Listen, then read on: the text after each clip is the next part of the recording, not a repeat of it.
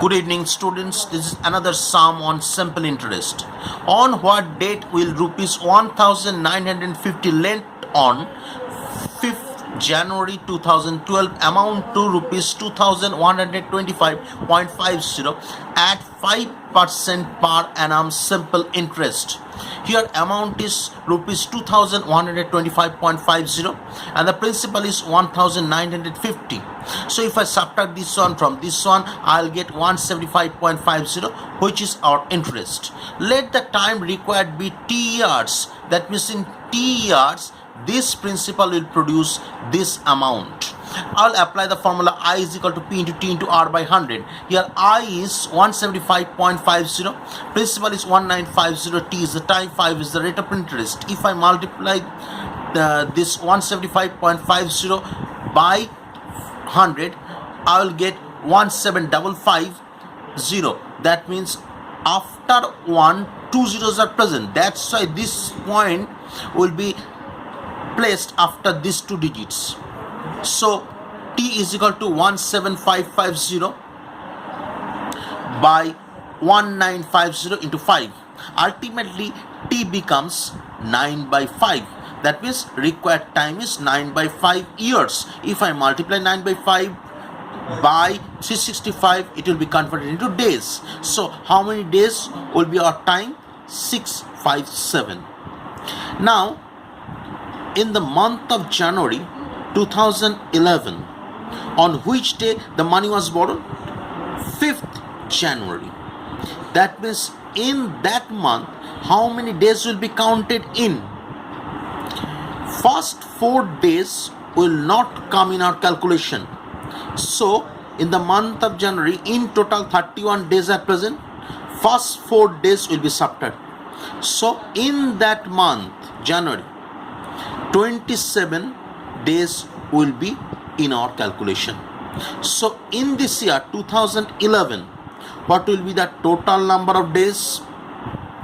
Normally in 2011 there will be 365 days, but those 4 days of January will be subtracted from this 365 days, so it will become 361. That means in the year 2011, 361 will be the total number of days.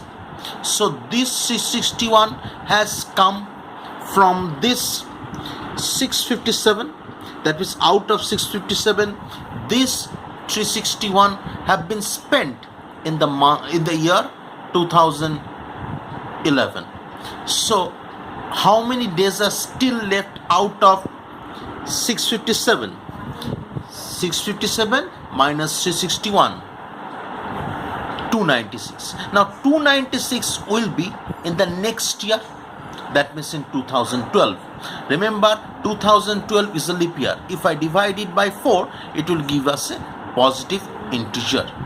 So let's see how 296 days are divided among the months of this 2012. January 31 days, February 29 days because it's a leap year, March 31 days, April 30 days, May 31, June 30, July 31, August 31, September 30. At the end of the month of September, we get 274 days in total.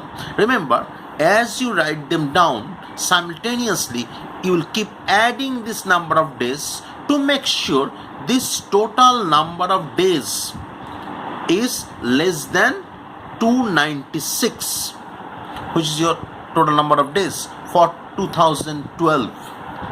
Now out of 296, how many days are still left? 296 minus 274, that is 22.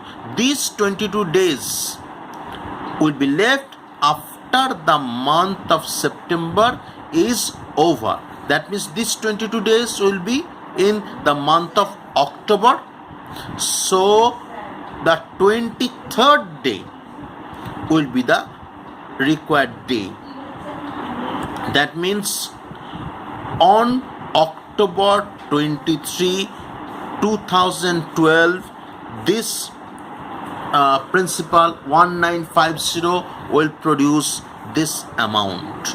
So our required date is 23rd October 2012. Now have a look at your homework. And I've given a hint, to help you solve this sum.